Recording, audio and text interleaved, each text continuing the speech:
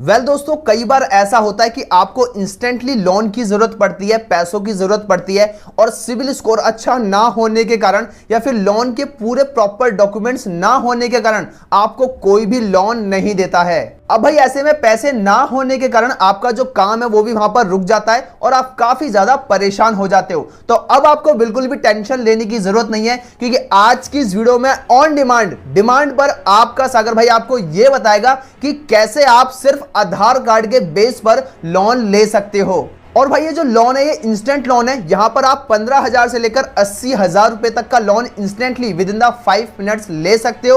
और यहां पर अगर मैं इंटरेस्ट रेट की बात करूं तो भाई इंटरेस्ट रेट भी इतना ज्यादा नहीं है। भाई आज की इस वीडियो में आपका सागर भाई ये बताएगा कि कैसे आप सिर्फ अपने आधार कार्ड के बेस पर लोन ले सकते हो। तो चलिए आज की वीडियो शुरू करते हैं। तो दोस्तों, आधार कार्ड से लोन लेने के लिए आपको सबसे पहले इस वेबसाइट पर आ जाना है। इस वेबसाइट का लिंक आपको वीडियो के डिस्क्रिप्शन बॉक्स में मिल जाएगा।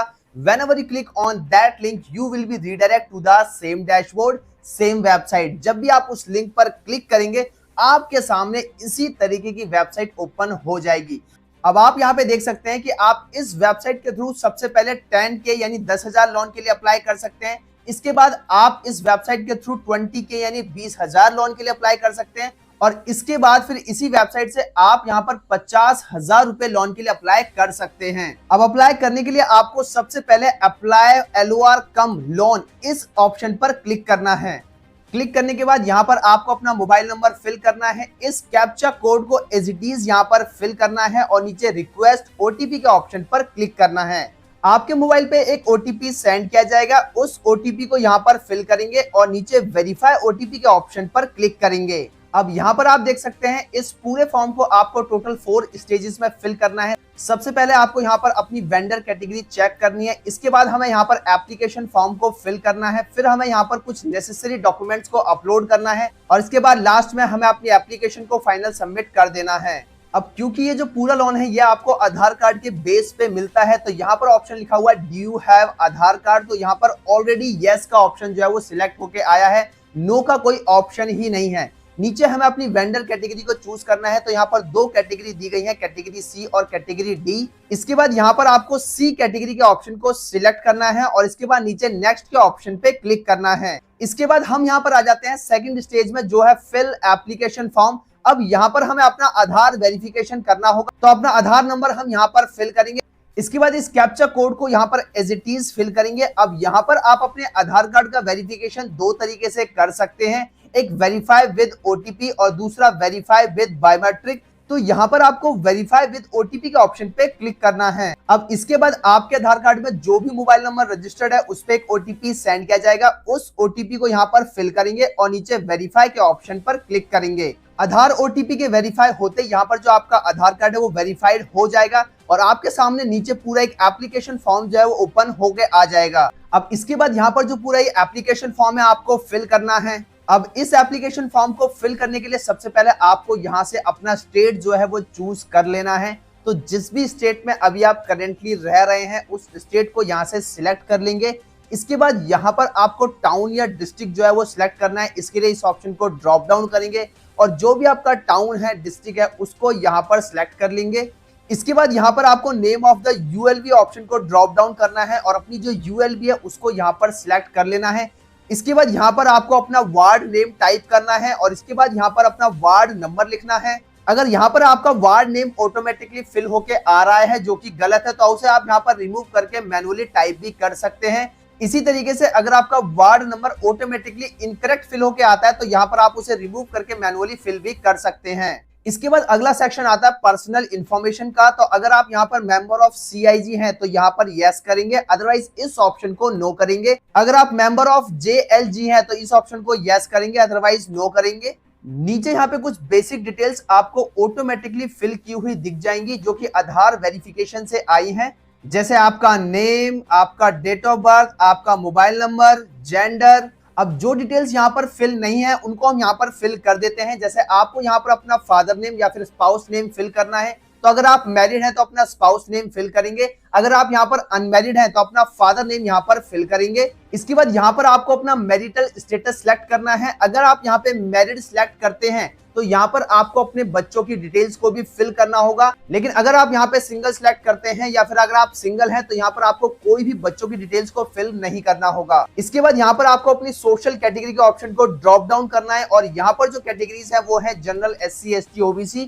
तो अगर आप किसी भी कैटेगरी में बिलोंग करते हैं तो उस कैटेगरी को यहाँ से सिलेक्ट कर लेंगे।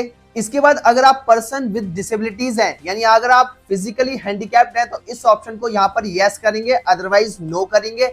अगर आप किसी माइनॉरिटी से बिलोंग करते हैं तो यहाँ पर यस करेंगे और यहाँ पे आपको माइनॉरिटी जो है वो सिलेक्ट करनी होगी, सिख, मुस्लिम, क्रिश्चियन, जैन, बुद्धिस्ट या फिर अदर्स। अगर आप माइनॉरिटी से बिलोंग नहीं करते हैं तो इस ऑप्शन को यहाँ पर नो कर देंगे। इसके बाद यहाँ पर आपको एक टोकन नंबर देखने को मिल जाएगा, ये आपके एप्लीकेशन का रेफरेंस नंबर है, इसे आपको यहाँ पर नोट डाउन कर लेना है। यहाँ पर अगर आपके पास वोटर आईडी कार्ड है तो यहाँ पर आपको अपना voter ID card number fill करना है। अब इसके बाद आप यहाँ पे देख सकते हैं एड्रेस एज पर eKYC, तो जो भी यहाँ पर एड्रेस है वो यहाँ पर आपको ऑटोमेटेड फिल किया हुआ दिख जाएगा जो कि आधार वेरिफिकेशन से आया है। इसके बाद अगर आपका करंट एड्रेस और परमानेंट एड्रेस दोनों सेम है तो सेम एज अबाउ के ऑप्शन पे सिलेक्ट करेंगे।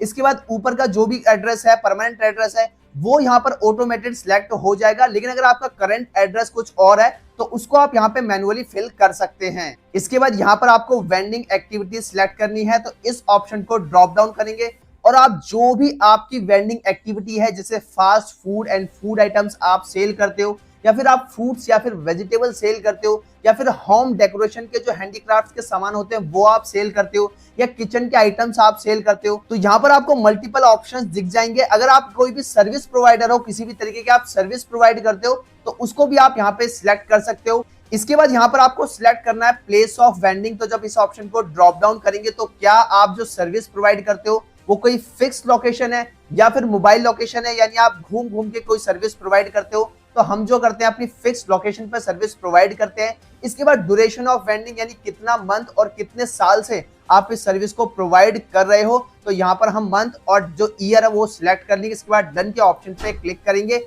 यहाँ पर आता है वेंडिंग डेज, 1 वीक में कितने दिन आप अपनी सर्विस प्रोवाइड करते हो, तो यहाँ पर आप टिक कर देंगे ऑल डेज। और अगर आप संडे को अपनी सर्विस ऑफ रखते हैं, संडे को आप सर्विस प्रोवाइड नहीं करते हैं, अपनी शॉप को ऑफ रखते हैं या फिर जो भी आपकी वेंडिंग एक्टिविटी है उसको ऑफ रखते हैं, तो यहाँ पर आप संडे जो है अनक्लिक कर सकते हैं। तो इस तरीके से आप अपने अकॉर्डिंग डेज को यहाँ पर सिलेक्ट कर सकते हैं। इसके बाद आपको यहाँ पे सिलेक्ट करना है टाइम ऑफ वेंडिंग। तो जो भी टाइम है, जिस भी टाइम से आप शुरुआत करते हैं और शाम को किस टाइम तक आप सर्विस प्रोवाइड करते हैं, वो टाइम आप यहाँ पे फ्रॉम टाइम से लेकर टू टाइम में सिलेक्ट कर लेंगे। इसके बाद यहाँ पे आपको लोकेशन और एरिया ऑफ वेंडिंग जो है वो यहाँ पर मैन्युअली फिल करना है। तो जो भी आपकी लोकेशन है, जिस भी एरिया पे आप अपनी वेंडिंग एक्टिविटी करते हैं, शॉप चलाते हैं, सर्विस प्रोवाइड करते हैं, उस एरिया का नाम आप यहाँ पे टाइप करेंगे। नियरेस्ट कोई भी लैंडमार्क है तो उसको यहाँ पर फिल करेंगे और इसके बाद एरिया पिन कोड यहाँ पर आप फिल कर देंगे। इसके बाद यहाँ पर आपको एक डॉक्यूमेंट सिलेक्ट करना होगा जिसे प्रूफ एज ए वेंडर माना जाएगा। आइए देखते हैं कि क्या क्या डॉक्यूमेंट्स आपको यहाँ पे देने होंगे। कोई भी एक डॉक्यूमेंट आपके पास जरूर होना चाहिए।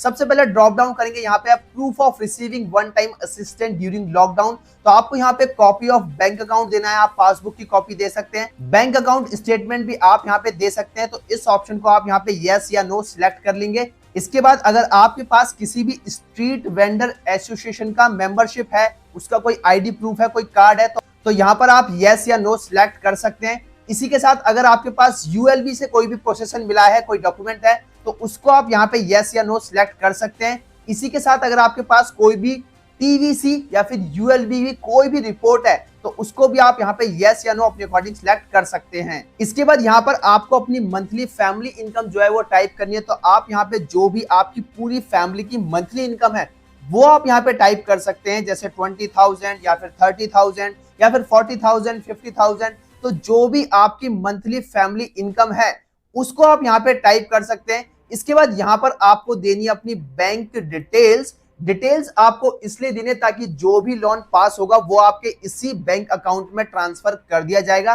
तो यहाँ से आपको अपना नेम ऑफ बैंक जो है वो सिलेक्ट करना है। इसके बाद यहाँ पर आपको IFSC कोड टाइप करना है। नेम ऑफ ब्रांच यहाँ पर आपको ऑटोमेटेड फिल होके आ जाएगा जैसे आप अपनी बैंक का IFSC कोड टाइप करेंगे। और इसके बाद यहाँ पर आपको अपना बैंक अकाउंट नंबर फिल कर देना है। अगर आप डिजिटल पेमेंट करते हैं तो इस ऑप्शन को यस करेंगे, अदरवाइज इस ऑप्शन को आप नो करेंगे। इसके बाद फॉर्म में थोड़ा नीचे आते हैं। अगर आपके पास कोई भी एग्जिस्टिंग लोन चल रहा है, ऑलरेडी आपके पास कोई लोन है, तो उस बैंक या फिर उस लैंडिंग इंस्टीट्यूट या कंपनी या फाइनेंस डिपार्टमेंट कोई भी प्राइवेट, उसका नेम आप यहाँ पर फिल करेंगे। कितना लोन अमाउंट आपने लिया था उस लोन अमाउंट को आप यहाँ पर फिल करेंगे। मंथली ईएमआई आप कितनी पे कर रहे हैं उसको यहाँ पर फिल करेंगे। नीचे आता है यहाँ पे लोन अमाउंट रिक्वायरमेंट। तो यहाँ पर जो फर्स्ट टाइम आपको लोन मिलता है भाई, वो मिलता है 5,000 से लेकर 10,000 के बीच में, जिसे आप 12 महीने के अंदर पे कर सकते हो। अगर आप अपने फर्स्ट लोन को बहुत अच्छे से टाइम पे ईएमआई के जरिए पे कर देते हो, तो आपको जो सेकंड टर्म में लोन मिलता है वो मिलता है 20,000, जिसको आपको अगले 18 मंथ्स में पे करना होता है। इसी के साथ यहाँ पर जो आपको थर्ड लोन अमाउंट मिलता है वो मिलता है भाई 50,000 का, और उस लोन अमाउंट को यहाँ पर आपको 36 मंथ में पे करना होता है। तो यहाँ पर क्योंकि ये फर्स्ट टर्म का लोन अमाउंट है, तो हम यहाँ पे टाइप कर देंगे भाई 10,000, क्योंकि हमें यहाँ पर 10,000 का जो लोन है वो यहाँ पर लेना है, जिसे हमें अगले 12 महीने में ईएमआई के जरिए पे करना है। नीचे की साइड आएंगे, लोन पर्पस यहाँ पे दिया हुआ है कि आप किस पर्पस के लिए लोन ले रहे हैं।